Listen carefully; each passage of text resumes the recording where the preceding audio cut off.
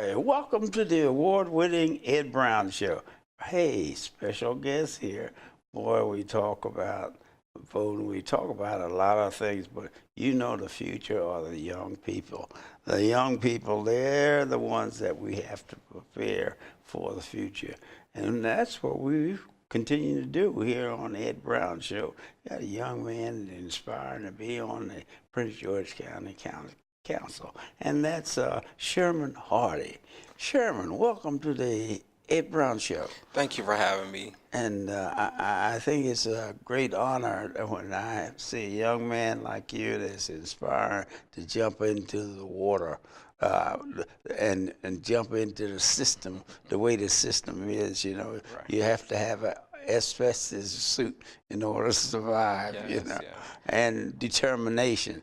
I'm so happy, Dr. Williams. He told me about you, the things that you've done. Why don't you give us a little information about yourself and how you inspired yourself to jump into this fragrance? Oh, wow, okay. Well, I am an Air Force veteran. I served 5 years in the United States Air Force as a military policeman. And through that, I was involved with a lot of humanitarian efforts. So that kind of, geared me more towards the public service. And the reason I decided to take the leap of faith and run for county council is because I love this county. I work here. I have my business here. What kind of business are you in? I'm a real estate agent. A what? Yes, a realtor. Yes, okay. I'm a realtor. So I have my business Realtor. here. All right. I actually own a home here, so I contribute. Great, Yes, great. exactly. That's a great step. Is owning real estate. You're not making any more. Right. Yeah, so that's part of it. But through speaking with so many people daily for my business, I noticed a trend that people wanted to move outside of the county, or people couldn't afford to live in the county, or our seniors were being displaced at a large, proportionally rate. So I said something has to be done. And that's the reason why I decided to run for county council, because I've been listening to the people and I know what they need and what they want. Well, and involved in it. Tell us a little more about this emergency preparedness. We've had look like the last 3-4 months, and we got a big fire out there in California right now. Yes. Well, I majored in emergency and disaster management. I went to American Military University, and then ventured out and moved to D.C. and started working for FEMA. So, but yes, we have a lot of natural disasters that are going on right now, and luckily FEMA has a system where they have different districts in order to respond to the various locations without being strained. Well, what do you think about control of the emergency money? We right now we have problems on the national level with Puerto Rico compared to Texas and other disasters area where they are not served like they should be served. And it's deplorable. I will say that. I don't know who dropped the ball or where, but a body of water shouldn't dictate how we are able to get resources to one of our territories, or where we have citizens of the United States of America. If we were able to storm Normandy, we should be able to storm Puerto Rico.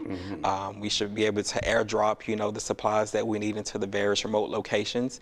There are various avenues that we can take in order to assist the people of Puerto Rico.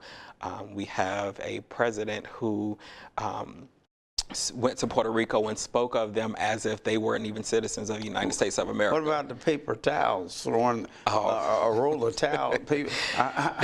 I said, where is the class that's involved that office is supposed to represent?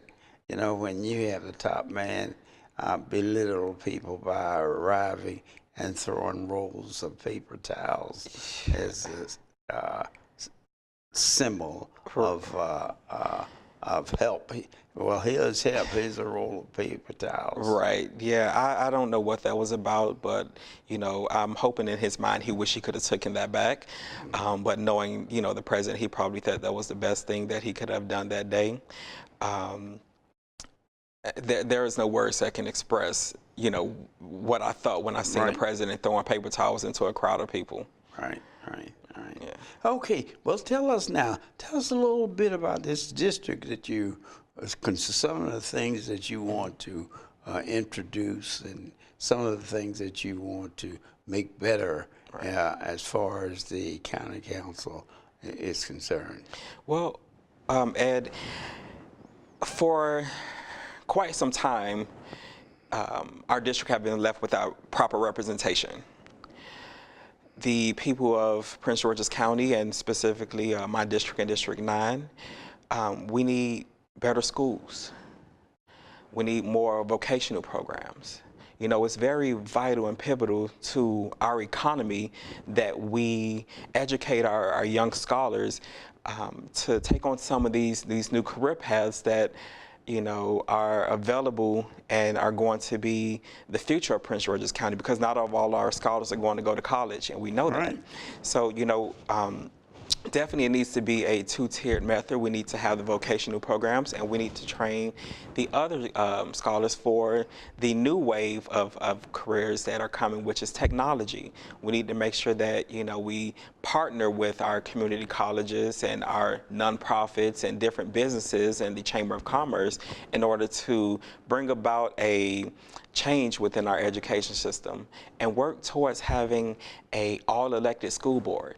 Right now, we know that there are some appointed members who are on the school board, and we need to make sure that we put that back in the hands of the people, make sure that all of them are elected. Another thing that's near and dear to my heart is making sure that seniors aren't taxed out of their homes, that they're able to age in place. I've worked with several people who were facing foreclosures, or, you know, they had problems paying water, or, you know, they had to decide if they wanted to eat or keep their electricity on. It's just a myriad of things that we need to make sure that we reach back to our seniors and make sure that we're taking care of them.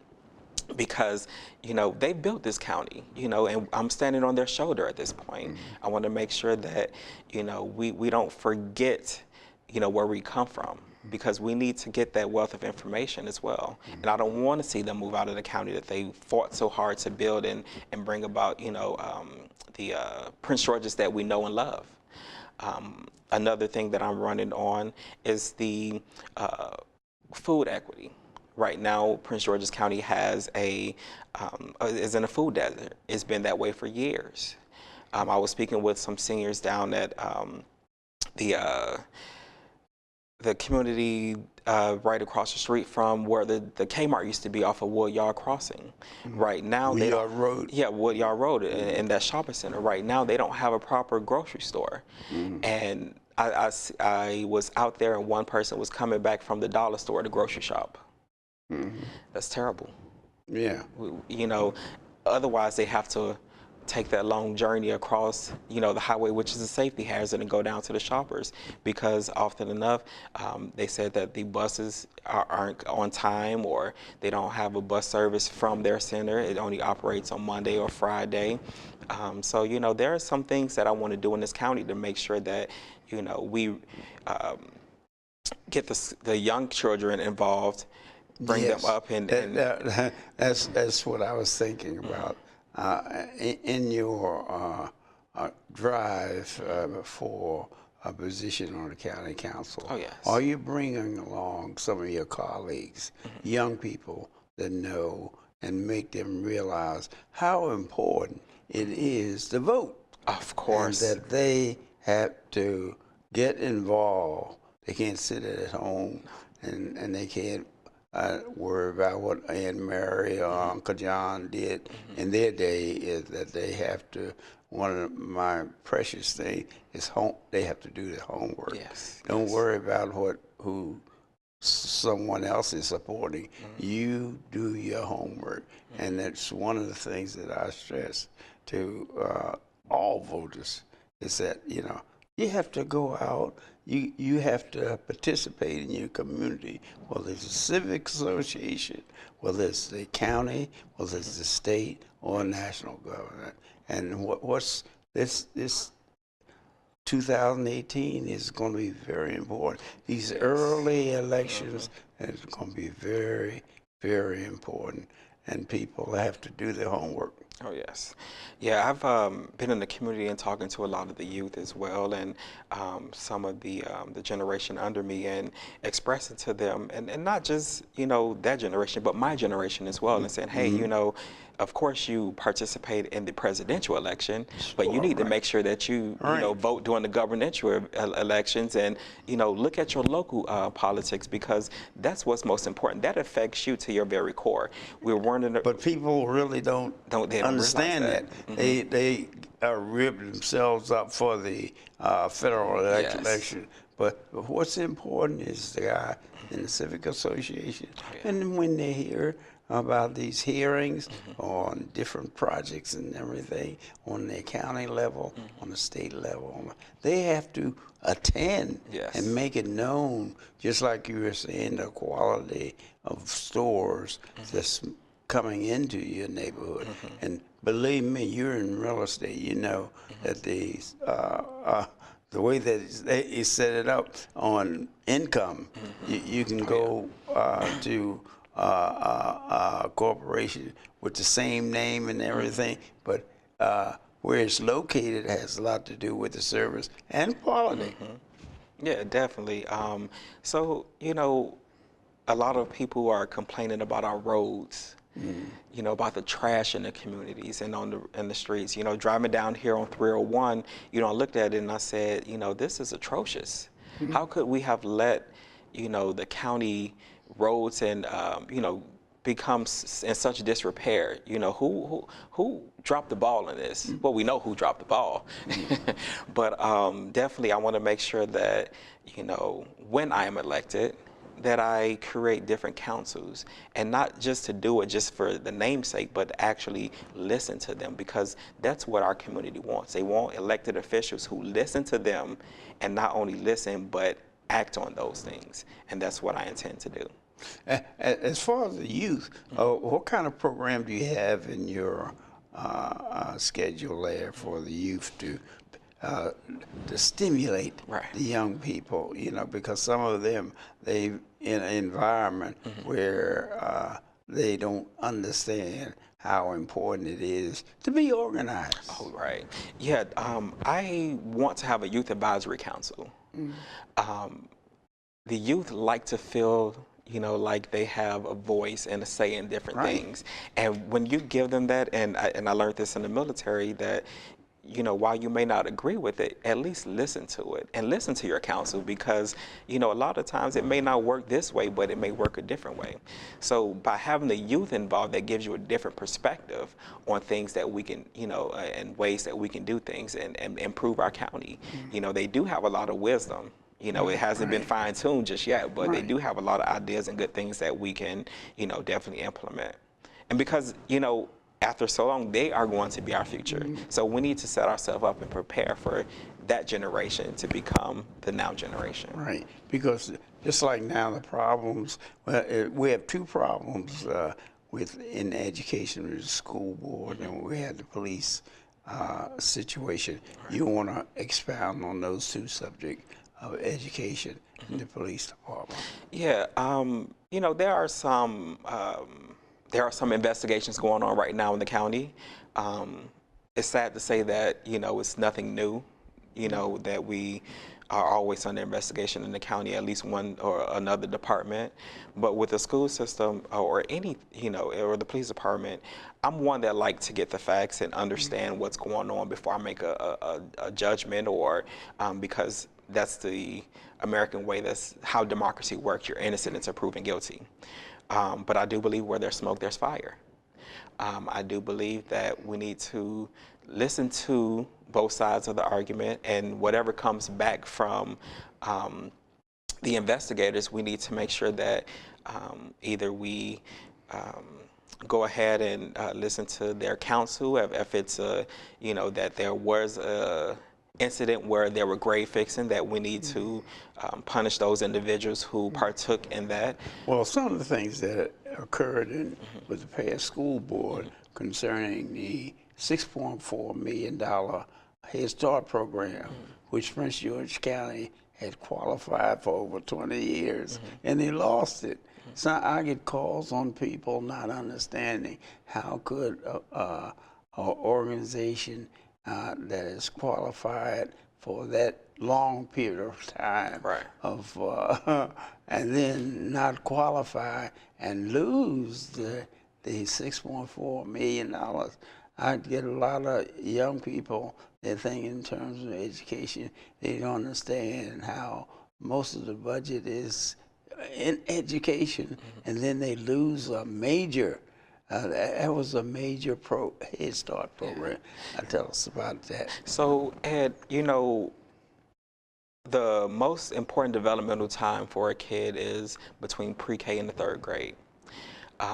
But it starts with that Head Start program, and it gives the advantage in order to kind of develop and be where you need to be by the time you enter into grade school.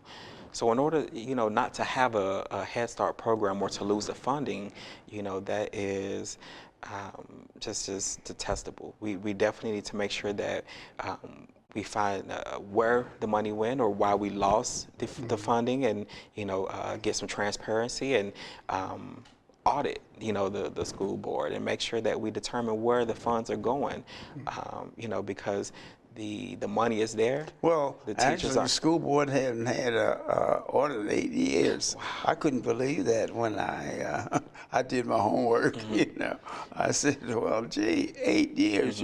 It's over 50% of the budget, and they only have one audit, no audits in 8 years. Yeah. And then what told the people something else too is that the friction that developed between the young people and the senior members, that wasn't a good thing that occurred. And some people asked, and although the county was saying that they're going to have another program similar to Head Start, where are they going to get that money if they lost $6.4 million? Where are they going to get the money to continue the new program?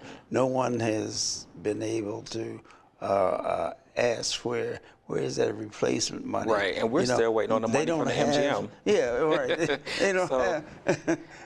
You lose $6.4 million out of your budget on the program.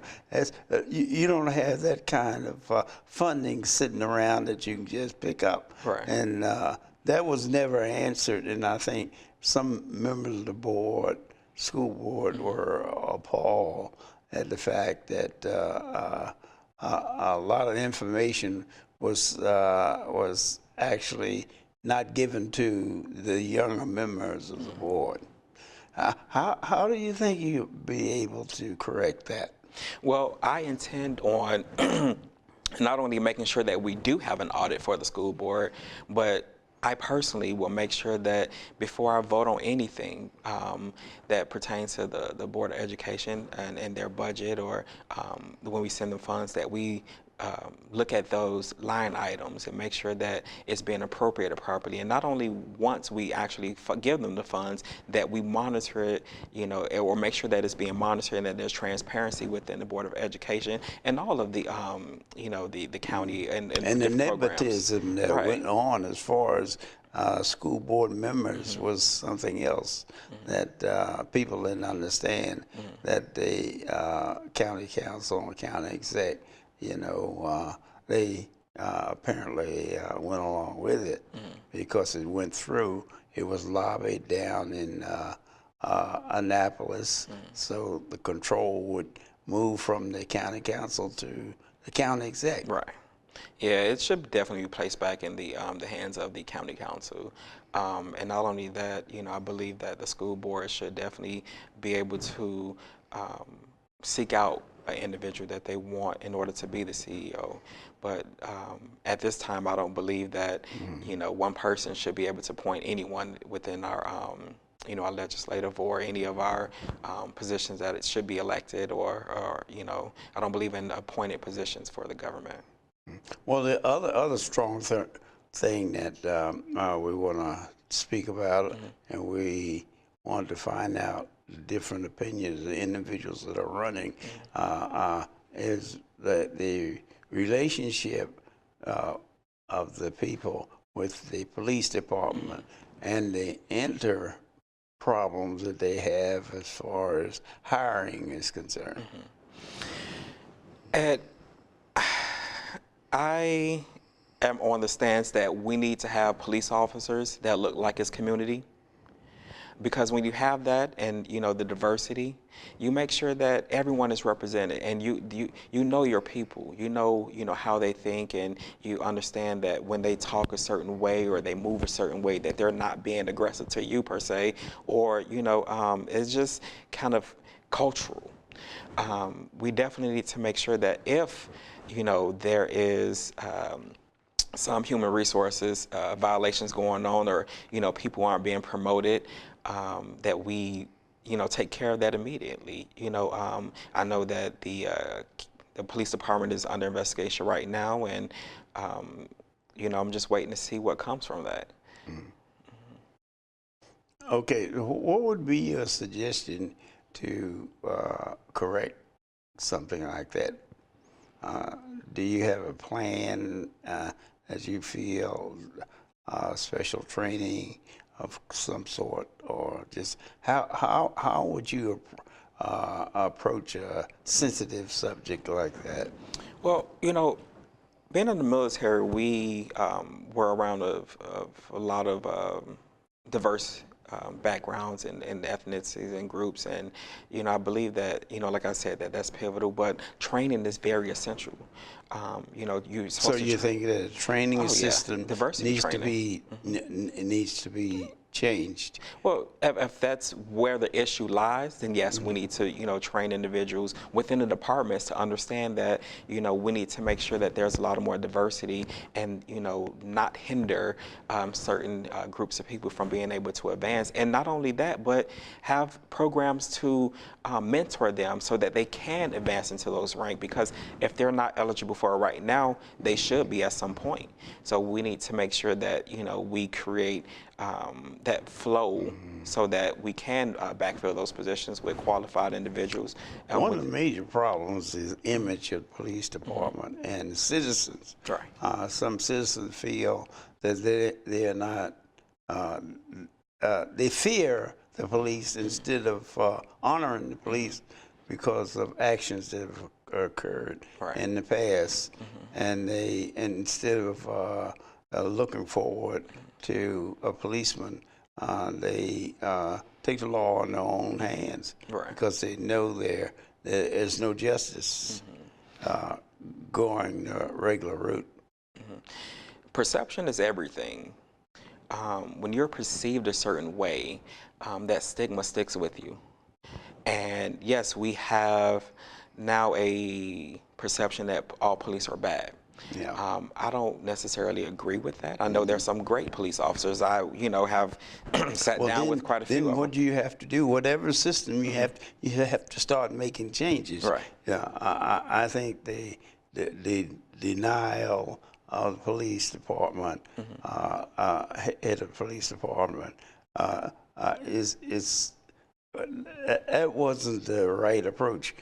Acknowledging that they had problems, acknowledging that they are going to make changes, I think would have been a different approach, rather than waiting, going into the federal agency to investigate something that what was occurring was very obvious in the department, which they just slid right over, some people felt, and instead of making changes, they, from what I hear, no change, they just, okay, investigate us, we're doing the right thing, that type of thing.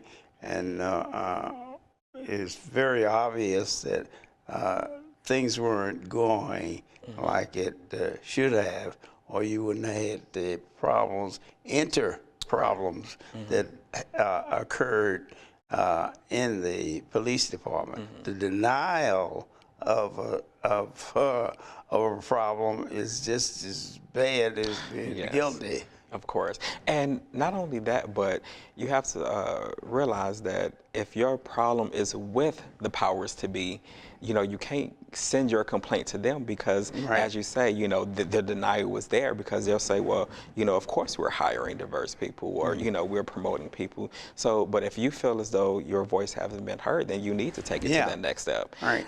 So, you know, if that's, you know, the only option that was available to them at the time, that, you know, definitely they should, you know, They it's the right had move to for them. go to another step Yeah, because of they course. weren't getting any satisfaction Right. from the system that was in place. Right. And the present body had made no attempts to replace To correct it, right. Right. Okay, tell us the major items that you profess you think that Prince George need to move into the next century? Well, you know, as I explained to you, you know, a little earlier, there are some things that we need to make sure that we do. First of all, we want to make sure that we clean up our communities. You know, we need to make sure that we have the ability to track those businesses that creates a higher stream of income. You know, we want to make sure that we not give tax breaks to those businesses that, you know, aren't beneficial to the community, because, you know, once, you know, we make those bad deals, you know, it hurts the community. Right now, you know, the homeowners are paying more in taxes than we are bringing income from any other businesses. So I want to make sure that we change that. So now we're paying, you know, less in taxes and we're still getting the resources needed, you know, because a lot of people are saying we're paying more in taxes and getting less resources. Right, because real estate is so very important. Home ownership, Of as course. you know, is a major step Right. in the progress that a family makes. Tell us, well, we're winding down now. Just tell us one thing you think as far as preparing for ownership a young person should do. Definitely, a young person should take a look at their financial situation. A lot of times we are able to purchase a home, but just haven't, you know, we have that mindset that we can't, that it's not available, or, you know, I need, you know, so many thousands of dollars in order to purchase, when that isn't the case. There are various down payment assistance programs that are available. Well, what about a financial advisor a young person could have? Because the way the industry was doing, they were selling homes that the people mortgages. couldn't afford quickly. Yeah, exactly. But yeah, having a financial advisor or financial planner is essential. You know, unless you majored in finance, you definitely want to have someone that can kind of guide you in that direction Right. and say, you know, yeah, you should definitely look into this investment, or maybe you should take a step back, make sure you clear out, you know, these items first, and, you know, then you'll be prepared to purchase. Okay, you've heard from Mr. Hardy here, and I tell you, you know, this is what this whole thing is about: home ownership. The young people get into a position where they can afford the better homes. You know, Prince George County took a real sock in the real estate area as far as foreclosure. Yes. But Mr. Hardy here, he's a pro and he knows what is needed. So when you go, do your homework. That's the main thing. And don't forget to vote. Vote, Yes. vote, vote, vote. Yes. I don't care if a dog catcher or what. Go out and vote. This has been Ed Brown. See you next time.